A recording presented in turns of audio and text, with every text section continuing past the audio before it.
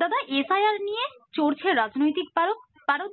গতকালই পশ্চিমবঙ্গ সহ দেশের 12টি রাজ্য এবং কেন্দ্রশাসিত অঞ্চলে এসআইআর এর দ্বিতীয় পর্যায় শুরুর ঘোষণা করেছেন মুখ্য নির্বাচন কমিশনার জ্ঞানেশ কুমার। এই ইস্যুতে প্রথম থেকেই নিজেদের অবস্থান স্পষ্ট করে আসছে রাজ্যের শাসক দল। এদিন সাংবাদিক বৈঠক করে এসআইআর প্রসঙ্গে সুর চড়ালেন অভিষেক বন্দ্যোপাধ্যায়। তিনি বলছেন যে বাংলার একজন বৈধ ভোটারের নাম বাদ গেলে 1 লক্ষ মানুষকে নিয়ে কমিশন ঘেরাও হবে। তিনি মন্তব্য করছেন। দাদা, কি বলবেন? না, দেখুন, প্রথম কথা হচ্ছে ওনার রাজনৈতিকভাবে আপনি আন্দোলন করতে পারেন, কিন্তু আমার হচ্ছে দেশের যে নাগরিক তার নাম ভোটার লিস্টে থাকবে, এটা স্বাভাবিক, তাই তো? এখন এসআইআর করার যে উদ্দেশ্য সেটা পলিটিক্যালি মোটিভেটেড। বিজেপি চাইছে যে তার যারা সমর্থক নয় তাদের নামগুলো ভোটার লিস্টে বাদ দিয়ে দেওয়া, আপাতত বাদ দিয়ে দেওয়া। এবার হচ্ছে যে দেশের নাগরিক সেটা তার নাম ভোটার লিস্টে থাকবে, সেটা নির্বাচন কমিশনের দায়িত্ব হচ্ছে তাকে খুঁজে বের করে তাকে ভোটার লিস্টের নাম তোলা।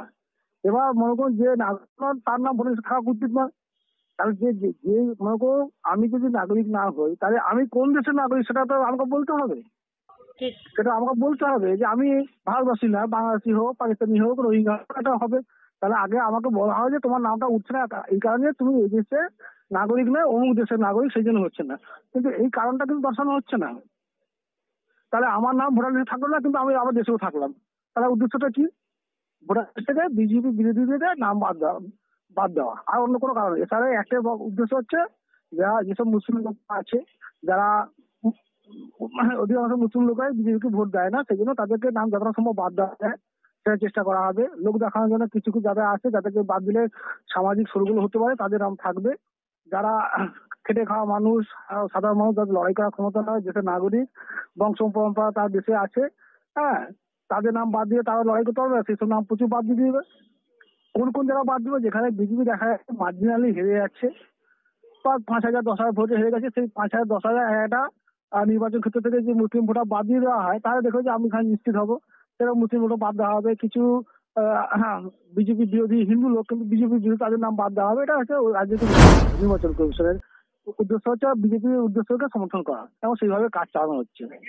হ্যাঁ, আমরা যদি বুঝতে পারতাম যে বলতো যে যাদের ভোটার লিস্টে নাম থাকবে তাদেরকে দেশের নাগরিক নয় বলে ঘোষণা করা হবে, তাদেরকে পাঠিয়ে দেওয়া হবে, তাহলে আমি এই যে অভিযানটাকে আমি সমর্থন করতাম। এই অভিযানটা এটাই হচ্ছে সম্পূর্ণভাবে পলিটিক্যালাইজ করা হচ্ছে। হ্যাঁ, তবে দাদা, বিভিন্ন আরো যে অবিজেপি শাসিত রাজ্যগুলো রয়েছে তারা তো এর বিরোধিতা করেনি। কেন শুধুমাত্র পশ্চিমবঙ্গ কেন এর বিরোধিতা করছে, প্রশ্ন উঠছে বারবার। শোনো, বিরোধিতা করতে গেলে একটা বেতন থাকতে হবে, তো যারা বিক্রি হয়ে যায় তারা বিরোধিতা করবে কি করে? আর কিছু বিরোধিতা আছে, অভিষেক বন্দ্যোপাধ্যায়ের মতো লোক, তা আছে কুমিরের কান্নার মধ্যে আছে, লোক দেখানো বিরোধিতা, লোক দেখানো স্টেটমেন্ট, সেই জন্য করছে। কত লোক যে বাদ যাবে দেখা যাবে, কত লক্ষ লোক মিছিল হয় দেখতে পাবেন। মুখে মাইথন জগৎ করলে তো হবে না, কাজে করে দেখাতে হবে। সেটা সময় এলে দেখা যাবে কত উনি বড় কথা বলছে, আর কাজে দেখা যাবে না, সবসময় অষ্টরম্বাই হয়। কাজে উনি মুখে অনেক বড় কথা বলেন, কাজের সময় কিছু হয় না। শাসক দল কি এসআইআর বিরুদ্ধে কোনো আইনি পদক্ষেপ নিতে পারে? শাসক দল মানে রাজ্যে না কেন্দ্রে? শাসক দল অর্থাৎ পশ্চিমবঙ্গের। এটা হচ্ছে নির্বাচন কমিশনের কাজ। এখানে সাংবিধানিক সংস্থা, রাজ্য সরকার সাংবিধানিক সংস্থা, এও সাংবিধানিক সংস্থা। এবার শাসক দল হিসাবে সরকার তো আইন করতে হবে, সরকার তো করতে পারে না, কিন্তু মূল দল হিসাবে সে বিরোধিতা করতে পারে।